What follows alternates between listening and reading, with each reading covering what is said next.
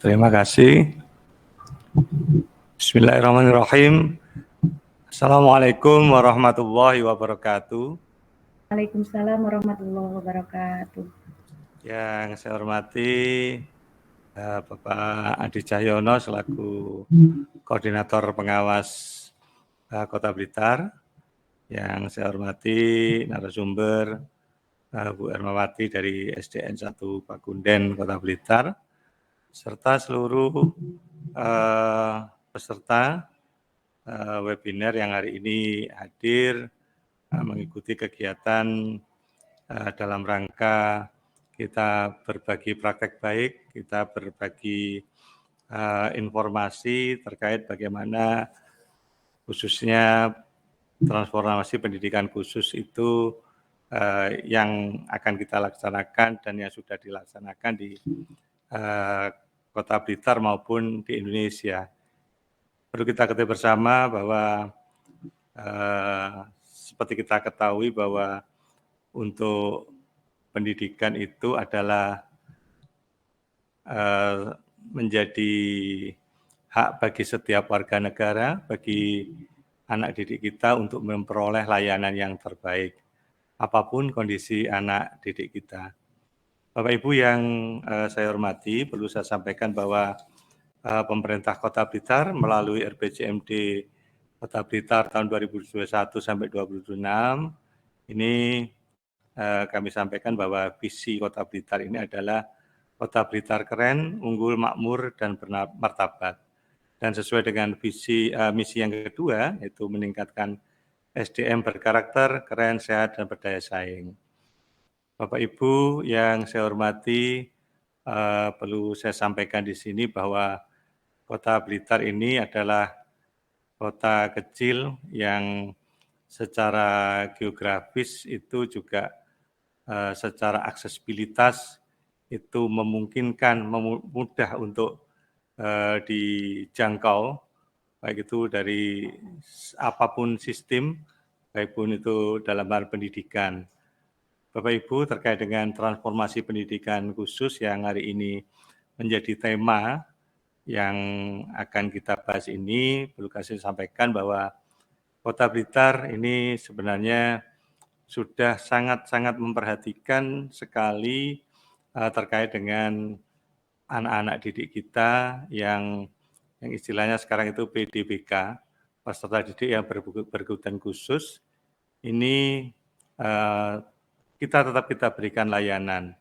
Jadi perlu saya sampaikan ada beberapa hal yang nanti mungkin menjadi perhatian kita bersama, ada tantangan, ada hal-hal yang mungkin perlu kita sikapi. Jadi kadangkala praktek baik yang di suatu tempat itu belum tentu bisa diterapkan di suatu lingkungan kita. Jadi itu tergantung juga dari kearifan lokal yang ada di masing-masing satuan pendidikan. Jadi nanti yang perlu akan saya tekankan di sini bahwa Kota Blitar itu seperti apa sih untuk terkait dengan transformasi pendidikan khusus.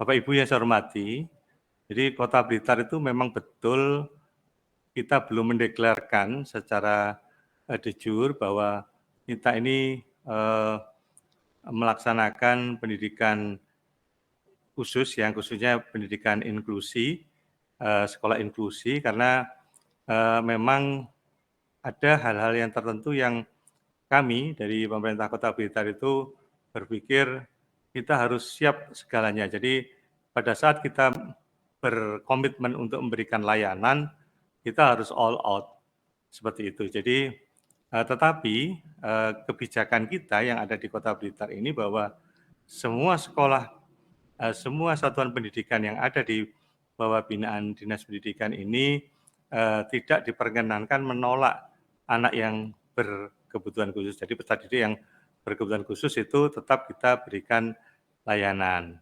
Akan tetapi perlu kita ketahui bersama bahwa tidak semua PDBK itu dapat dihandle di sekolah yang ada di satuan pendidikan di kita, karena ada beberapa hal yang perlu menjadi perhatian kita, yaitu ada anak didik-didik kita yang mungkin kalau misalkan dalam konteks tertentu memang dalam konteks bahwa anak didik kita ini mungkin bisa berkooperatif dan dapat diperkirakan dapat bisa mengikuti kegiatan di kelas, kemudian eh, BB, BK kita ini bisa difasilitasi sesuai dengan potensinya, baik itu akademiknya, maka ini bisa kita fasilitasi sana. Tapi dengan kondisi memang agak berbeda Bapak Ibu yang mungkin perlu menjadi tantangan kita bersama, yaitu pada saat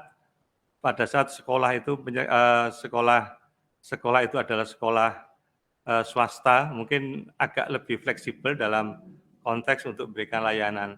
Tapi bagi sekolah negeri ini banyak hal yang tantangannya luar biasa Bapak Ibu. Ini yang mungkin perlu menjadi transformasi kita, bagaimana kita bisa memberi pelayanan yang terbaik. Jadi kalau saya boleh jujur saya katakan bahwa pada saat kita memberikan layanan, tadi sebenarnya sudah disampaikan di awal tadi, di prolog awal tadi, bagaimana pelayanan anak-anak PDBK kita yang di satuan pendidik itu untuk anak-anak yang tertentu. Jadi memang ada, kalau di sekolah negeri ini adanya kekurang gregetan. Nah, ini nanti mungkin bisa menjadi suatu transformasi kita, karena kita ini masih ada konsep pemahaman bagi masyarakat adalah konsep sekolah gratis. Padahal pendidikan itu tidak hanya menjadi tanggung jawab pemerintah, tetapi itu juga menjadi tanggung jawab orang tua masyarakat yang bagaimana bisa mensupport pendidikan yang ada di satuan pendidikan itu, khususnya bagi sekolah-sekolah penyelenggara yang menerima anak-anak PDBK itu. Nah, kemudian yang kedua yang perlu menjadi perhatian kita bersama itu, jujur saya katakan bahwa kompetensi guru kita ini sangat terbatas dalam memberikan layanan khususnya pada anak PDBK dengan kondisi tertentu. Jadi tidak saya katakan semuanya tidak, tetapi ada beban guru, ada peran guru yang pada saat dengan konteks saat ini dengan pembelajaran berdiferensiasi itu kita memberikan layanan dengan berbeda itu juga dituntut suatu peran dan kepiawaian seorang guru untuk bisa mengelola kelasnya agar dapat belajar itu dengan nyaman dan baik. Kemudian tidak kalah pentingnya untuk sekolah negeri, ini saya katakan sekolah negeri, salah satunya adalah Jerbasuki Mobile. Jadi sumber daya yang ada, baik itu biaya, fasilitas, dan yang paling penting ini sebenarnya adalah proses seleksi penerimaan peserta didik baru. Jadi yang terjadi saat ini dengan adanya konsep saya mengatakan bahwa zonasi itu baik sekali.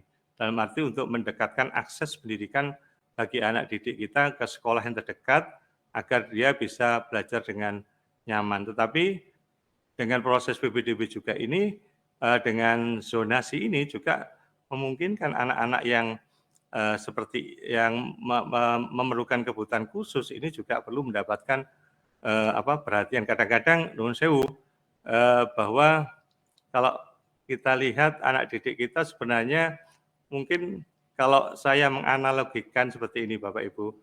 Jadi pada saat seorang guru itu memberi tugas, ini ceritanya ke binatang, ini filosofis sebenarnya.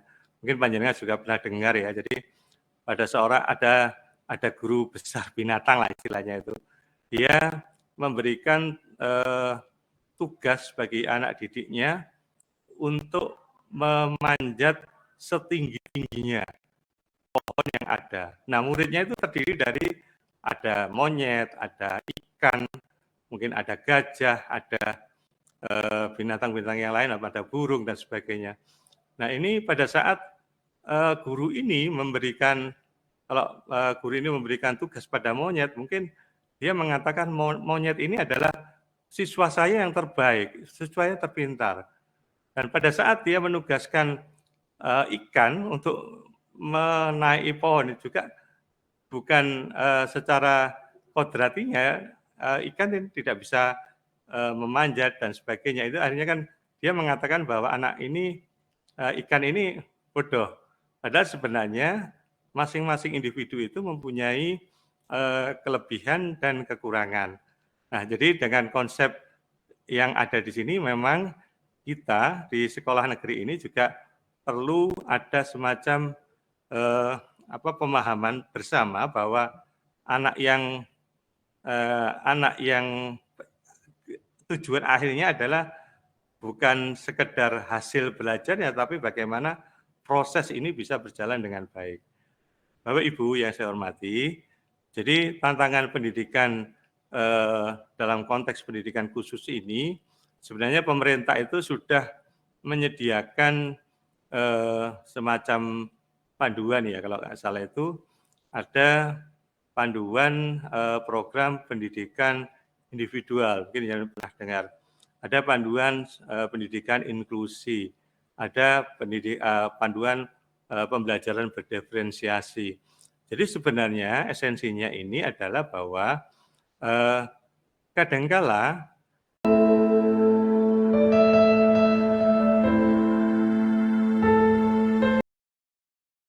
Kemudian apa itu pendidikan inklusif?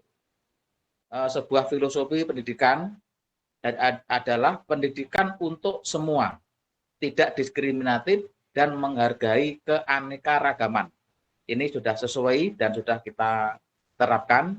Dan juga mengenai sebuah metode strateginya adalah strategi mencari cara menghilangkan hambatan agar peserta didik dapat berpartisipasi secara penuh dalam pembelajaran. Jadi apapun kondisinya tetap kita layani. Hanya saja tadi disebutkan bahwa adanya keterbatasan yang ada di sekolah kita, karena kita hanya ada satu guru untuk melayani semua, sehingga perlakuannya ya harus pinter-pinter pada teman-teman guru untuk mengatasinya, karena ini juga sesuai dengan apa yang diamanatkan oleh pembelajaran berdiferensiasi.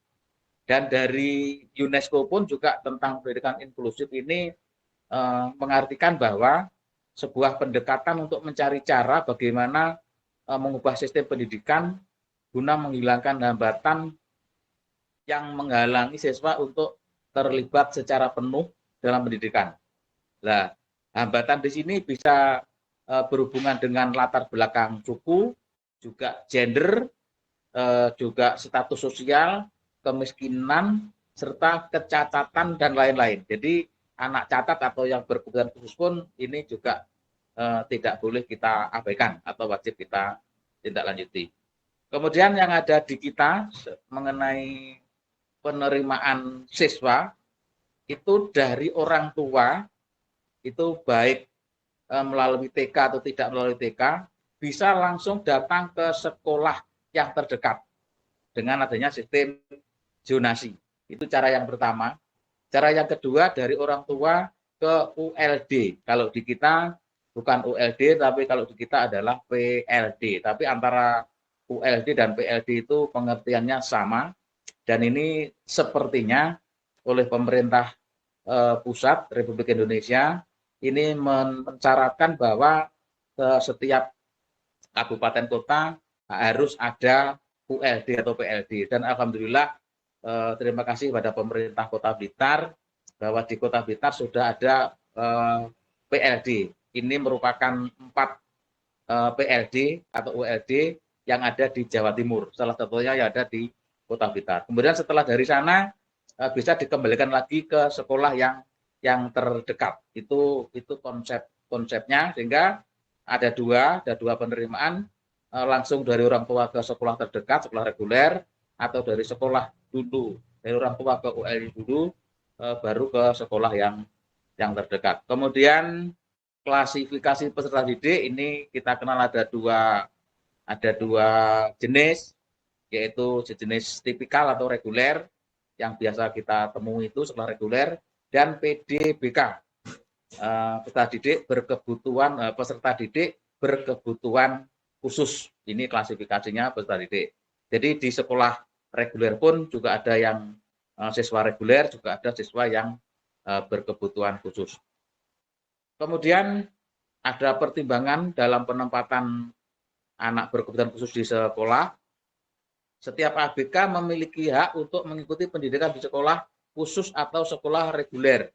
Jadi kita bebaskan anak yang berkebutuhan khusus itu mau ikut di reguler maupun ikut sekolah khusus. Karena di Kota Blitar yang sekolah reguler juga banyak. Kemudian yang sekolah khusus, ini khusus berkebutuhan khusus, kita juga ada SLB. Namun SLB ini meskipun dikelola provinsi, ya kita tidak apa-apa anak-anak sekolah desa manapun itu menjadi kewenangan orang tua masing-masing. Kemudian filosofi dasar adalah LRE, last restrictive environmental. Jadi mendorong ABK semaksimal mungkin untuk dapat bergabung dalam lingkungan umum atau luas dan seterusnya. Sehingga harapan kami kita menerima sekolah siswa berkebutuhan khusus, harapannya biar anak-anak yang tergolong ABK ini bisa bergabung, bisa bergaul dengan anak-anak pada umumnya. Itu harapannya, karena ke depan nanti juga memang harus bisa mandiri. Kemudian model layanan pendidikan bagi anak yang berkebutuhan khusus ini ada 3. Yang pertama yaitu kelas inklusi. Kelas inklusi ini 1 siswa masuk ke dalam kelas yang reguler. Jadi hanya 1, kemudian yang lain-lain temannya adalah kelas reguler. Kemudian yang kedua adalah kelas khusus. Kelas khusus ini anak-anak dalam 1 kelas semuanya berkebutuhan khusus. Ini juga boleh, namun itu masih masuk kategori inklusi. Kemudian yang kategori segregasi itu semua dalam 1 sekolah tersebut merupakan siswa berkebutuhan khusus, sehingga dinamakan sekolah khusus. Itu yang kita pahami. Kemudian rasional relasi jenis PDBK, peserta didik berkebutuhan khusus, dan juga penempatan kurikulum serta penilaiannya bagaimana. Jadi pada siswa kita yang berkebutuhan khusus tanpa hambatan intelektual, jadi memang kita perlu ketahui bahwa anak berkebutuhan khusus itu hambatannya bermacam-macam. Jika tanpa hambatan intelektual itu masuk kelas reguler. Kemudian kurikulum reguler sama, jadi tidak perlu kurikulum lagi. Dan juga penilaian pun penilaiannya reguler. Ini bagi anak yang berkebutuhan khusus tanpa hambatan intelektual. Namun bagi peserta didik yang berkebutuhan khusus yang memiliki lamban belajar, ini masih bisa masuk kelas reguler. Adaptasi kurikulum juga ikut reguler. Penilaiannya juga penilaian reguler. Namun bagi yang MR, khusus MR, ini sudah tidak bisa lagi ikut yang reguler, yaitu harus masuk ke kelas khusus atau sekolah khusus, sedangkan kurikulumnya juga kurikulum khusus, sedangkan yang penilaiannya juga penilaian secara khusus. Jadi untuk teman-teman yang ada di reguler, jika ada berkebutuhan khusus tanpa hambatan intelektual maupun yang lamban belajar, itu kurikulum dan perlakuannya pun termasuk sama, tidak usah membuat kurikulum khusus. Kemudian identifikasi instrumen yang perlu kita lakukan, instrumen identifikasi setelah kita sepakati bersama, baru kita terapkan pada peserta didik, hasilnya kita analisis, akhirnya akan ketemu jenis atau hambatan kelainan pada peserta didik yang berkebutuhan khusus. Itu langkah-langkah untuk mengidentifikasi jenis-jenis kebutuhan khusus. Kemudian pendidikan inklusi ini bukanlah mengenai cara mengubah siswa yang berbeda menjadi sama, tetapi tentang penciptaan lingkungan di mana setiap siswa dapat bersinar dan berprestasi.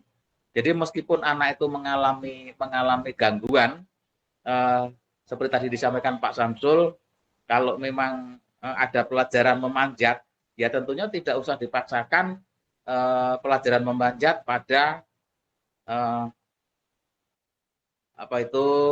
ikan. Tetapi bagi monyet dan kucing itu pelajaran memanjat tentunya tidak mengalami kesulitan. Dan pada ikan tentunya kita ajari yang renang. Jadi tidak usah yang terbang, tidak usah yang memanjat. Itu kita juga sangat sependapat dengan teori itu. Dan di sini pun kita juga harus memperlakukan anak seperti teori-teori yang seperti itu. Saya kira itu materi kita pada siang hari ini. Kurang lebihnya mohon maaf. Wabillahi taufiq wal hidayah. Wassalamualaikum warahmatullahi wabarakatuh. Waalaikumsalam warahmatullahi wabarakatuh.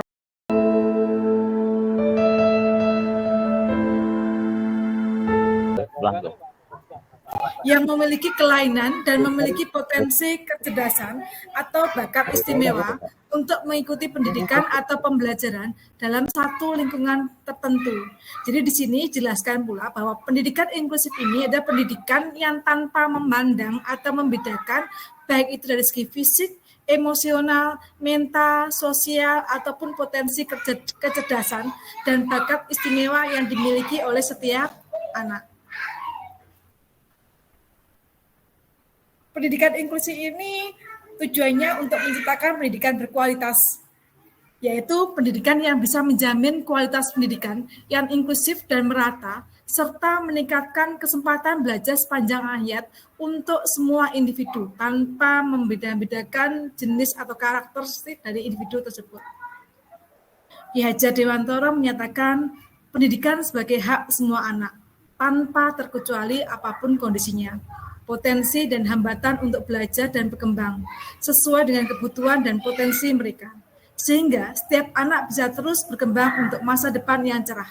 Sesuai dengan kata-kata beliau, yaitu mendidik dan mengajar adalah proses memanusiakan manusia tanpa diskriminatif, tanpa melihat sisi dari suku mana, agama, rasnya, kecerdasannya, ataupun kelainan fisiknya. Mungkin ada yang bertanya, mengapa anak berkebutuhan khusus tidak pada sekolah inklusif? Kenapa kok bukan segregatif gitu? Mengapa pendidikan inklusif kok bukan segregatif? Ada pernyataan seperti ini. Pernyataan seperti ini ada jawabannya. Yang pertama, pendidikan segregatif atau pendidikan yang mengkhususkan untuk anak berkebutuhan khusus saja. Di sini hanya disediakan untuk mereka secara inklusif yang tidak memungkinkan. Misalnya mereka yang memiliki dua hambatan sekaligus. Ketika di sekolah reguler tidak bisa memadainya, maka mereka diharuskan untuk berada pada sekolah segregatif. Yang kedua, pendidikan inklusif. Lebih banyak positifnya bagi perkembangan peserta didik. Yang pertama, seorang siswa ABK bisa bersosialisasi dengan mereka, dengan anak-anak yang regulernya. Karena tidak bisa ditampik kemungkinan mereka di lingkungan rumahnya atau lingkungan sosialnya, mereka akan bertemu dengan siswa-siswa atau teman-teman yang reguler juga, tidak hanya teman-teman yang berkebutuhan khususnya. Dan dengan adanya pendidikan inklusif ini juga akan bisa meningkatkan iklim inklusivitas yang ada di sekolah, di mana setiap anak akan diajarkan untuk hidup empati, simpati, toleransi dengan teman-teman lainnya. Misalnya ketika ada anak reguler, yang satu kelasnya ada teman-temannya yang ABK, di mana dia harus dituntut atau belajar untuk memiliki rasa empati, memiliki rasa untuk tutor sebaya ketika teman yang ABK itu membutuhkan pertolongannya. Ini yang diharapkan bagaimana ketika sekolah itu melaksanakan pendidikan inklusif. Nah, siapa sih anak berkebutuhan khusus ini? Mungkin pertama bertanya-tanya, siapa ya yang menjadi kategori dalam anak berkebutuhan khusus? Anak berkebutuhan khusus yaitu anak yang keadaan jasmani atau rohaninya berbeda dengan anak lain. Karena perbedaan inilah mereka memerlukan penanganan khusus, makanya disebut anak berkebutuhan khusus. Kategorinya ada tunanetra, tunarungu, tunawicara, tunagrahita, tunadaksa, tunalaras, berkesulitan belajar, lambat belajar, autis, memiliki gangguan motorik, menjadi korban penyalahgunaan narkotik, obat terlarang, ataupun memiliki kelainan lainnya. Dan anak berkebutuhan khusus itu tidak hanya anak yang merasa kekurangan saja, tapi anak yang memiliki potensi lebih di dalam kecerdasannya atau bakat istimewanya dibanding dengan teman-teman reguler lainnya, itu juga termasuk anak berkebutuhan khusus. Jadi kadang salah artinya di sini yang namanya anak berkebutuhan khusus adalah anak-anak yang memiliki kekurangan-kekurangan. Padahal tidak. Anak yang memiliki kelebihan yang lebih pun daripada anak reguler itu juga termasuk anak berkebutuhan khusus. Ketika dikelompokkan, itu nanti akan dibagi menjadi kelompok disabilitas sensori, yaitu terdiri dari tunarungu, tunanetra, atau anak yang memiliki gangguan penglihatan ataupun pendengaran. Disabilitas mental, yaitu anak yang memiliki disabilitas psikososial, termasuk tunalaras atau hambatan emosi perilaku. Disabilitas perkembangan termasuk autis dan ADHD. Ada juga disabilitas intelektual, itu slow learner atau anak yang lambat belajar. Dan disabilitas intelektual atau tunagrahita. Disabilitas fisik ini yang masuk yaitu tunadaksa atau disabilitas fisik. CB ini yang saya maksud tadi yaitu anak yang memiliki kecerdasan lebih atau kemampuan lebih dibanding dengan anak reguler, itu masuk dalam CB. Dan yang terakhir yaitu hambatan majemuk, di mana setiap ada individu yang memiliki hambatan lebih dari satu, misalnya tunanetra sama tunarungu itu disebut hambatan majemuk. Nah, pertimbangannya kenapa ABK itu disekolahkan? Karena setiap ABK itu memiliki hak yang sama untuk sekolah atau mengikuti pendidikan di sekolah khusus atau sekolah reguler. Sebenarnya nggak ada sih ketika kita menjadi orang tua nggak ada yang istilahnya menginginkan anak kita menjadi anak yang berkebutuhan khusus. Individu pun juga nggak akan istilahnya menginginkan lahir menjadi anak berkebutuhan khusus. Maka dari itu dia istilahnya memiliki hak untuk bersekolah sama dengan yang lainnya, yaitu di sekolah yang reguler.